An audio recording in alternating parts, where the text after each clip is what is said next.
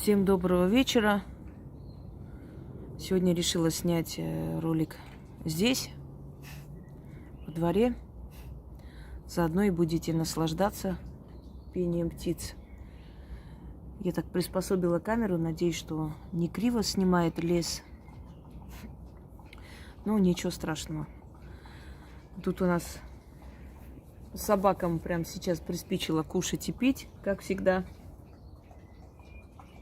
Но я надеюсь, сейчас отойдет. Да, все, Зена, отойди. Иди ложись вот сюда рядом. А мы с вами будем слушать голосовые, отправленные людьми. Вот нашу серию, да, роликов «Люди говорят». И на всякий случай напоминаю, что если вы хотите рассказать свою историю о результатах, потому что это дает другим силу и стимул двигаться дальше и бороться за себя в этой жизни, а это очень важно. Ну, еще и не только новичкам, вообще всем даете возможность, например, узнать, какой ритуал для какого случая нужно провести. То можете отправить голосовое Яне в будние дни, не в выходные, до 10 вечера. Написать вот о результатах, хотелось бы отправить вам голосовое. Или я отправляю голосовое о результатах. Она просто все это кидает в общий форум. Мы даже не слушаем заранее, естественно, времени нет на это и смысла нет. И я потом сажусь и снимаю видеоролики. Итак, поехали. Их много, поэтому периодически я буду снимать и включать эти голосовые. Если чьи-то голосовые еще не включили, ну, можете еще раз отправить. Бывает иногда, что долго не слушала голосовые, и они не открылись. Можете еще раз отправить, если не услышали, например, свой голосовой долгое время.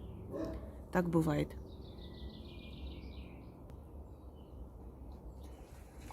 Добрый день, уважаемая Инга, Яночка, все подписчики канала «Ведьмина изба». Меня зовут Елена. Я хочу, во-первых, поблагодарить вас, Инга, за все ритуалы, книги, работы, что вы нам дарите.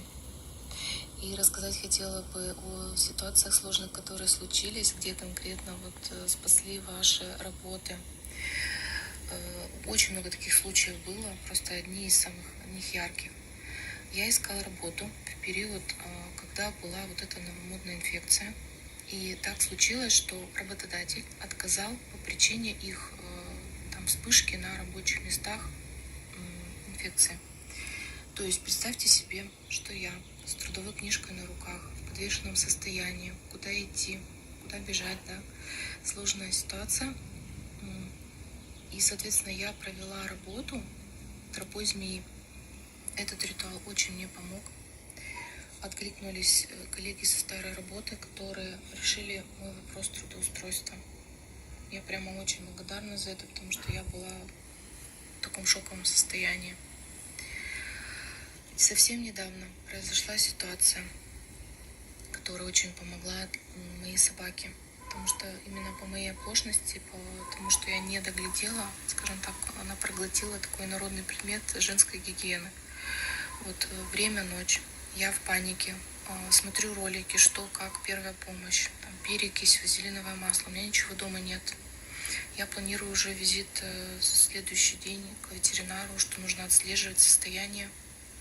Я провожу работу, ритуал ацха, помощь животным. Монгольский заговор, скоропомощники, призвать удачу. Оберег Ефимия. Кстати, очень сильный оберег.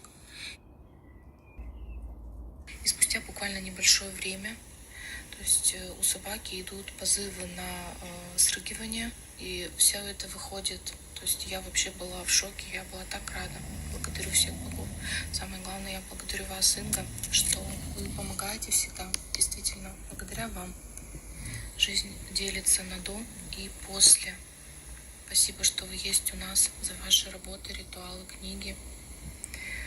Очень рада быть с вами. Благодарю вас за все. Дело в том, что вот мои работы, которые Вот когда люди говорят, некоторые, да, не очень умные, зачем столько работ, ритуалов? Потому что в жизни случаются разные, понимаете, и с нами, и с нашими детьми, и с нашими питомцами, и с нашими любимыми, и с друзьями, и вообще. В жизни столько ситуаций, и иногда человек не знает, куда бежать. Я говорила и повторяю, что я не единственная, кто издает книги по магии. Но мои книги популярны, и мои работы пользуются успехом. Не спросом, а успехом. Спрос – это когда ты продаешь. Потому что в тех книгах, понимаете, не чувствуется профессионализм. Там просто собрали в одну кучу. Собрали с интернета, собрали, может быть, у бабушек, дедушек собрались. Согласна, там тоже есть хорошие такие работы, иногда встречаются. По-разному, из разных источников. И вот в сыром виде, в каком слышали, что-то где-то переделанное, как-то добавленное, просто издается. И вот человек открывает книгу. Так, Зена. И там просто написано, вот, берите, начитайте вот так-то. Извиняюсь, собаки тут достали. Все, разогнала по домам. Итак, работ очень много, и ритуалов очень много, и книг очень много, и сайтов очень много. Но чем они бесполезны? Они бесполезны для обычного человека. Вы заметили, когда я начала выкладывать ритуалы для обычных людей и для практиков, то есть отделила их, все начали так делать.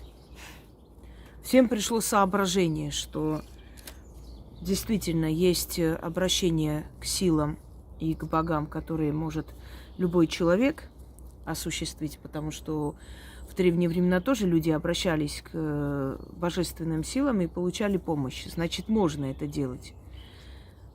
Но никто же не понимал, понимаете, не догонял, как говорят на современном сленге, не знал, точнее, об этом. Потому что они неграмотны в этом отношении. А вот когда я начала выкладывать ритуалы для всех, тогда все начали это делить. То есть пришло озарение, что да, наверное, действительно не все можно обычному человеку, но есть вещи, которые обычный человек имел право делать издревле, потому как есть поклонение богам. И люди же поклонялись богам. Люди же что-то говорили, что-то произносили, какие-то праздники праздновали, какие-то жертвы приносили, подношения оставляли духом. Значит, им можно было это делать, но были определенные вещи, определенные обращения, которые обычным людям было не дано и было нельзя. Потому что жрецы только это делали, а ведуны – это продолжители жреческих каст, то есть люди, которые служат культу. И тогда не все жрецы в храмах жили. Тогда тоже были жрецы, и огромное количество жрецов, которые служили богам вне храмов, говоря людям, рассказывая, показывая истину, как нужно говорить с богами, как нужно обращаться, что нужно делать. Они точно так же изгоняли и дух болезни, изгоняли злую силу из домов. Практически выполняли те же функции, что сегодня, священники, правда, за той разницей, что в отличие от священников, жрецы верили в богов, верили и соблюдали эти законы. А если они отступали от этих законов, то боги их наказывали. Сейчас-то служение в храме – это всего лишь работа, а тогда это было призвание, и тогда из поколения в поколение это все происходило, понимаете? Вот для чего мои работы, они больше пользы приносят, хотя ритуалов и работ в мире миллионы. Просто для того, чтобы человек знал, для чего ему это нужно проводить и делать, нужно иметь знания и объяснить это. А в книгах магии этого, к сожалению, нет. Там просто ритуал. Вот хочешь богатства, иди там на кладбище, сделай так-то, неси мешок, начитай вот то, отнеси черного кота, призови каких-то бесов. То есть объяснение не дано, кому это можно делать, а как закрыть это все потом, что отдать за это нужно. Ничего. Это называется ключи, понимаете? Вроде бы интересная работа, но я могу взять, сделать, и у меня получится, потому что я знаю технику всего этого. Я, естественно, свое добавлю, исправлю, и у меня получится. Но обычный человек сделает, и он может навредить себе наоборот, вместо того, чтобы помочь. Вот, поэтому к этому надо подходить так осторожно. Итак, следующее. Слушаем. Здравствуйте, уважаемая Инга и Яна. Очень хотелось бы поделиться своими успехами от проведенных ритуалов. Полгода назад усердно изучаю все каналы Инги. Изначально привлек исторический аспект. Не могу не признать, Инга, конечно, потрясающий историк и профессионал. Столько много информации в одном источнике я вообще не встречала. Далее, конечно же, заинтересовали ритуалы и работы над собой. Начала, анализируя, работать над собой изначально с чисток. Провела все чистки, там, силы земли, спугнуть бедность. Потом начала открывать дороги к богатству. Сняла зависть, крадники, сглазы. С травами себя чистила. Открытие дорог к финансам. Следующий этап. Выжечь дорогу к деньгам, жертвенный костер и многие другие. Убрать денежный застой. В общем, работаю над собой, не покладая рук. Постепенно, параллельно с этим начала проводить ритуалы на деньги. Дед Золотарь. Работаю ежедневно с фортуной, как учила Инга. Когда увидела работу с Ганешей, начала чередовать работу с Фортуной и Ганешей. И по итогу все, что прошу, происходит в течение 2-3 недель. Драм-мобер. Прошу сумму, пришла. Колесо фортуны. Прошу 100 тысяч, пришли. Вот так это работает. Главное не лениться. Доход мой увеличился в 2 раза. Постепенно начинаю усложнять ритуалы. Последние 2 ритуала были это изменить судьбу за 40 дней. И параллельно делала чистку паутина, языческая сила. Параллельно делаю денежный ритуал. Вызвать денежный дождь. Все, как рекомендовала уважаемая Инга. Вот буду ждать результаты, совершенно не сомневаюсь, что все получится и все будет хорошо. Вот еще самое главное. Моей дочери 14,5 лет. Очень сложный возраст, постоянно истерики, ругань. Вот решила, чтобы ее почистить. Безусловно, что, конечно, она сама, как вы говорите, села читать эти ритуалы все. Какие ритуалы провели? Провели снятие с глаза, провели опять чистку паутина, отвести беду. И все изменилось. В отношениях с ней стало более спокойно, ей стало легче. Вот результаты быстро очень видны от чисток с ней. Здравствуйте, Яночка. Это уже следующее. Уважаемая Инга разрешила нам отправить результаты после совместного проведенного нашего ритуала. Угу. Я хочу поделиться с вами, какие чистки я делала. Я делала соляной столб, чистка на осину мне очень помогает, цыганская чистка, просто великолепные чистки. Вообще я делала очень много чисток, но это особенно. После волшебного пенделя от Инги я занялась своими врагами и делала фидул-каратель. Обезьянья драка. Это просто великолепно. Ты видишь, они дерутся между собой, а у тебя жизнь просто продолжается и развивается дальше. Волшебный пендель, он очень, очень хорошо работает. Особенно, когда начинается вот это нытье. Ой, что делать, как, чего, куда бежать.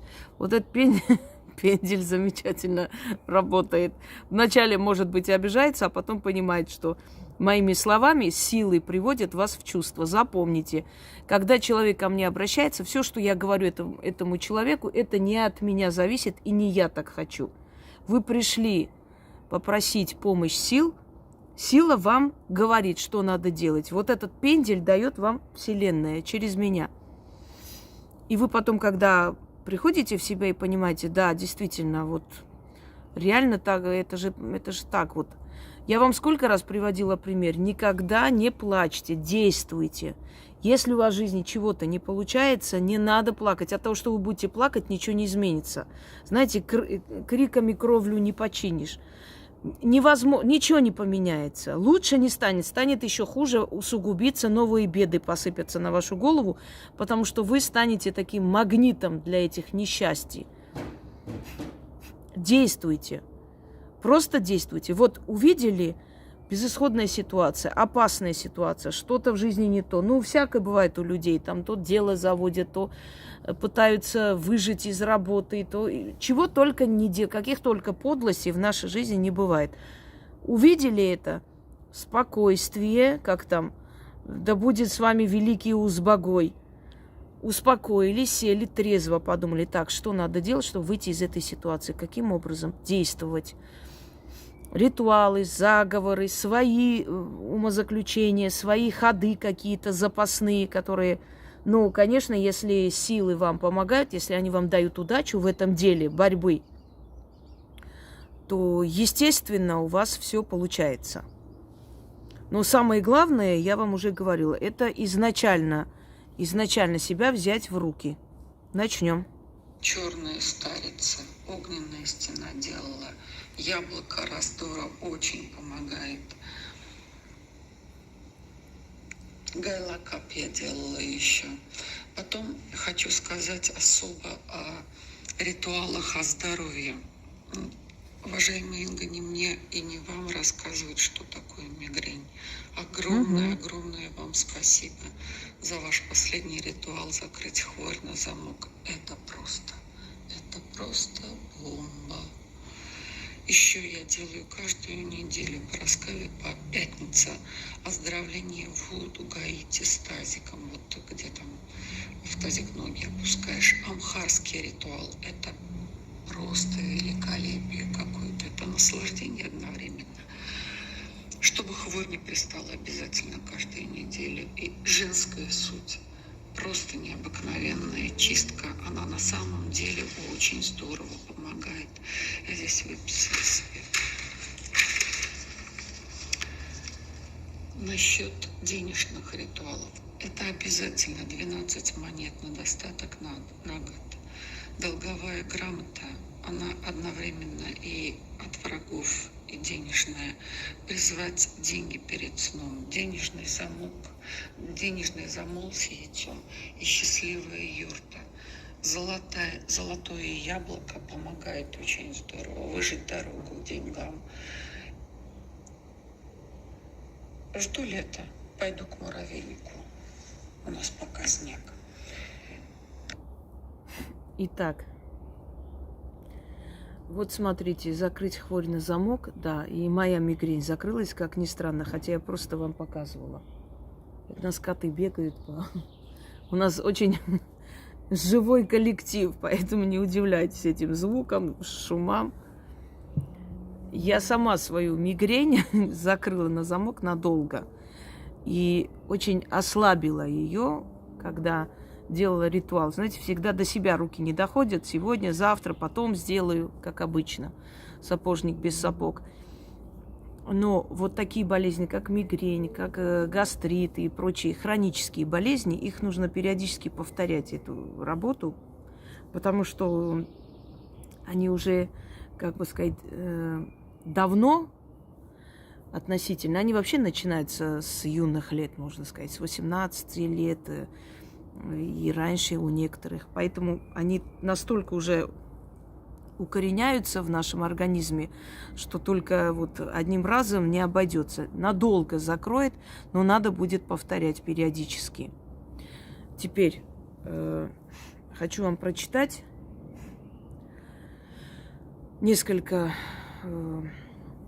несколько еще как бы отправленных СМС. Инга, доброго дня вам. Не могла не написать. Хочу поделиться радостью. Сегодня была в онкодиспансере в Краснодаре со сбором анализов. Значит, меня подготавливают к операции на левой груди. Ранее такими методами, как эластография, биопсия и так далее, четко был поставлен диагноз фиброаденома. И только операция в динамике. Естественно, я морально созрела и собирала анализы на госпитализацию, но и заодно читала помощь из ниоткуда. И когда пришла моя очередь, врач снова смотрит и не может понять, а где моя фиброаденома. Вы знаете, вот люди, которые говорят, что это совпадение, мне хочется этим людям просто кирпичом по морде съездить. Как там, да, ты мне напоминаешь Грецию. Почему? Очень хочется по тебе съездить. Потому что такие симптомы, такие болезни, они просто так, не рассасываются, понимаете, никуда не исчезают. Но когда человек проводит определенный ритуал, например, исцеление крови очень сильно помогает. Очень сильно. Он прям меняет чуть ли не состав крови. Когда человек просит, еще раз говорю, нельзя надеяться только на магию. Нужно лечиться обязательно. Без этого никак. Врачи для этого и существуют, чтобы нас лечить. И не идти и тянуть с этим преступно и глупо. Это первое, что я хочу сказать. Но магия помогает, она дает силы пережить этот период. И силы болезни отступают, и духи смерти отступают. И тогда лечение дает результат. Понимаете, о чем я говорю? И вот такие вот, скажем так, хвори, которые уходят после чтения и после просьбы к силам, они не просто так исчезают. Они уходят, потому что человек попросил. Потому что человек попросил у этих сил помощи. Я на сегодня пока достаточно, потому что у нас много очень, но я постепенно буду их, естественно, выкладывать. На сегодня у нас достаточно. Для чего я показываю голосовые, выставляю? Еще раз говорю. Во-первых, потому что иногда людям нужен стимул. Понимаете? Нужно их толкнуть вперед и заставить действовать. Потом у меня очень много работ, и не всегда люди помнят, какие работы назывались. Но когда кто-то рассказывает о том, что провел, то сразу же приходит в голову, то есть вот эта вот мысль найти эту работу и провести. И, собственно, они это и делают. Ну и еще приятно самой понимать, да, какие результаты у нас происходят у людей. Не все же отправляют, не все могут, некоторым неудобно, некоторые не считают нужным отправлять в любом случае. Вы знаете, сегодня мне несколько человек написали, у них дети вернулись, живые, здоровые. И мне, конечно, очень приятно. И я просто в этот момент еще раз, в очередной раз осознала, какая огромная ответственность вот лежит на мне. Когда тебе верят люди и идут за тобой, и доверяют тебе и твоим работам, это очень большая ответственность. Это и приятно, но это огромная ответственность, понимаете? Вообще каждый человек, известность, популярность свою, если он разумный человек, он не воспринимает как средство, чтобы кичиться, радоваться, корону там примерить. Он воспринимает это как очень тяжкий крест, большая ответственность, которая лежит на его плечах, и насколько он обязан и должен оправдать вот это доверие по отношению к нему. Вот я вот так воспринимаю вот эту известность. Потому что Естественно, люди, которые интересуются магией, они меня знают. Или люди, которым нужна помощь в магии, они тоже меня знают, моей работы. Это уже известность. Известность не обязательно, чтобы тебя вся планета знала. Всему свое время. Некоторых ясновидцев узнали уже под старость лет их. Так что, понимаете, это еще очень рано пришедшая известность. Но я это воспринимаю не как там вот эту радость, как некоторые хотят любыми способами стать известны, и глупости творят, и кого-то там начинать преследовать, чтобы их заметили. Чего только они не делают, чтобы быть известными. Воспринимайте известность как большую ответственность, которую вам доверили. Это доверие Вселенной, и оправдайте это доверие. И вот я говорю, сегодня вот просто подумала еще раз, думаю, это очень большая ответственность. И даже страшно от этой ответственности становится, понимаете? Не радостно и весело, а страшно. И ты понимаешь, какой груз на тебе, какой крест на тебя взвалили. И сколько людей тебе верят и доверяют. И насколько важно оправдать это доверие всегда. Вот это наш лес, он уже проснулся. У нас несколько дней был ветер прям сильный. И здесь дерево было полусухое, оно такое уже умирающее. Опиралось на другие деревья. И вот на третий день ветра дерево не выдержало. И вот с таким вот, знаете, с криком о помощи упала. И мне так стало вот прям на душе, так тяжело стало. Не знаю почему. Мне прям аж нехорошо стало. И я просто, видимо, я образно мыслю и во всем, знаете, в природе, в мироздании, во всем вижу что-то, какой-то смысл. Я вот подумала, и вот так же и человек, который борется за свою жизнь и проигрывает эту борьбу со смертью, и с какой досадой, болью, не желая покинуть этот мир, он уходит. Жалко стало это дерево. Аж вот тяжело стало на душе, что она как будто бы, знаете, как о помощи попросила, последний раз крикнула и упала. И такой вот прям уж жуткий такой скрежетый крик. Я думала, кто-то закричал, как человеческий голос. Она упала, не выдержала. Вот так люди иногда не выдерживают бурю судьбы, знаете, и сдаются. А если бы немного выдержала, может быть, она бы ожила, но не выдержала. У каждого своя судьба. Я иногда вот еду, например, куда-нибудь выхожу, но у меня мозг не отдыхает, он все время работает. Вот смотрю в окно, у меня с собой всегда есть вот эта вот походная полевая книга теней. Потому что я там записываю, пишу, отметки делаю. У меня столько этих книг, где я просто вот план дня составляю, что я сегодня сделаю, чего, кого. Огромное количество, они все полные. Открываю и смотрю, например, 5 лет назад вот эта книга была, где-то в архиве лежит. И там вот в этот день вот сюда сделать, это сделать, туда поехать, забрать. Курьера встретить, везде расписан.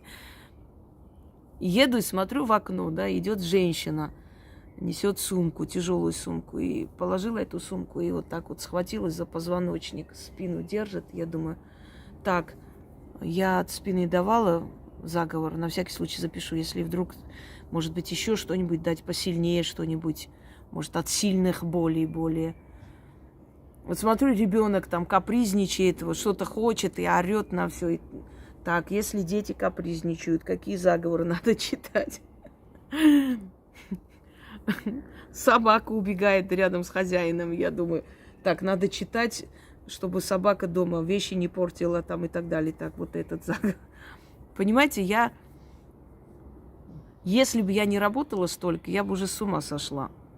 От стольких вот такой боли, которую через себя пропускаю, это все вижу, воочию приходят. И вот эти все замученные души за эти годы войны.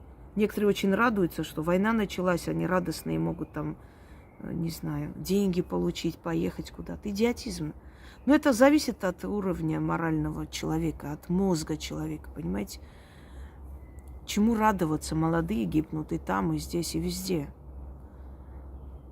Но не всем же дан интеллект, правда? Я вот вспоминаю себя, вот даже самые тяжелые моменты в моей жизни я абстрагировалась и отключалась от всего и работала. Просто работала. И это меня спасало. Я трудоголик, я вот не могу без этого, не представляю. Мне... Или, может быть, из-за того, что мне мало времени отведено, мне надо очень много успеть дать людям. Ну, в любом случае. Просто знаете, к чему это? Люди, которые полны вот этого яда и зависти, они не представляют, какой ценой это дается. И все, что я в своей жизни рассказала, и даже, наверное, 10% нет того. Я, наверное, расскажу перед своей смертью, и вот издам эту книгу, и уйду, чтобы потом что угодно говорили, обсуждали, чтобы не слышать никого. Не потому, что я труслива и боюсь. Нет, конечно, я очень много открыла о себе и так. Но чтобы не пришлось объяснять, чтобы умный и так понял, а дурак, знаете, плевать на дураков. Их мнение не так ценно. Я вообще люблю покорять вершины, я не люблю легких путей, не ищу, никогда не искала. Я вообще люблю скептических людей, если хотите знать. Кто-то удивится. Да, когда скептик тебе говорит, ты знаешь, работает, у меня прям аж... Я не представляла, вот это реально работает. Ты правду говоришь все-таки. Мне намного приятнее, чем человек, который на всех форумах сидит. Ой, спасибо, лучше вас нет. Ой, спасибо, там, Милена, лучше тебя нет. Ой, Инга, спасибо. Ой, какая-то Варфоломея Петровна, спасибо, вы такая прекрасная, лучше вас нету. Вот люди, которые готовы всем говорить это, их мнение для меня настолько мизерное, незначительное. А вот есть человек, который напишет, знаете, 1 раз, 2 раза, 10 раз, но ты знаешь, что этот человек пишет искренне. Он реально убежден в этом, и он пишет. И вот и его слова вот, для меня много значат. Я люблю переубеждать скептиков. А те, которые легковерные, их может убедить кто угодно. Вот меня послушали, я самая лучшая. Пошли туда, кто-то там сказал, что я такая сякая, они послушали, она самая лучшая. Пошли еще куда-нибудь, та самая лучшая. Пришли ко мне, какая-то проблема, взяли мою работу, сделали, получилось, я самая лучшая. Потом пошли куда-то, им сказали, ой, эти работы очень плохие, они помогают, потом так плохо. Ой, а я делала, мне помогали, они самые лучшие. Такие люди, знаете, как маятник, тудым, судым, и вашим, и нашим, собаки 7 дворов, они вообще не интересны мне. Я ценю настоящих людей, у которых свое мнение, и которые просто и легко не побегут тебе там дифирамбы петь и говорить, что ты самый лучший, и вообще всему верят, что ты не скажешь, понимаете? Такие люди, если говорят, что верят тебе, это дорогого стоит. Это значит, ты реально настолько сильна, что даже такой человек, который ни в Бога, ни в черта не верит, вообще пока не увижу, не поверю, он верит в это. Так что стремитесь покорять высокие вершины. Как мужчины настоящие, уважающие себя, стремятся покорить сильную женщину. А шалаву какую-нибудь под заборами, господи, там 100 рублей положил в карман и готово. Понимаете, это же не, как бы сказать, не героизм, это не испытание на прочность и мужество. Это она всем дает. Поэтому вот не стремитесь дружить и быть рядом с людьми, которые всем дают. Дают свое мнение, свое благословение, свою благодарность, свои комплименты. Вот будьте рядом с людьми, чье доверие и веру в вас нужно заслужить. Ну, ладно, наша философская беседа подошла к концу. Эти товарищи тут лежат рядом со мной. Прям не хочу сейчас поворачивать, показывать. Ну, все рядом легли. Коты, Рыжик там. Рыж, у тебя что, дома нет? Ты бездомный? Ой, без них скучно. С ними уже с ума сходишь. Короче, и то, и то. И так нехорошо, и так. Всем удачи и всех благ.